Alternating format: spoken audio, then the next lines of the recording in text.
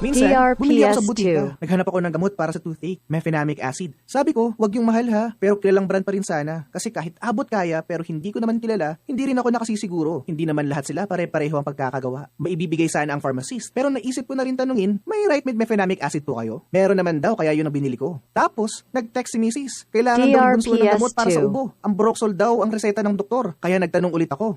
Eto, meron? Yung pambata ha? Ang sagot ng pharmacist, may right med na yan. Kaya sa tuwing pupunta ako sa butika para bumili ng gamot, parati kong tinatanong kung may right med na ba ang gamot na kailangan ko. At magandang balita, dahil meron silang mga gamot para sa iba't ibang sakit. Gamot pang matanda at pang bata, gamot pang allergy, para sa sakit ng ulo, DRPS2. vitamins, may right med na yan. Kaya, pag may kailangan gamot, huwag mahihiyang magtanong kung may right med na nito dahil gusto namin na gumaling kayo. Para malaman ang gamot na meron ng right med, bumisita lamang sa www.rightmed.com.ph o mag-message sa RightMed official page on Facebook. If symptoms persist, consult your doctor.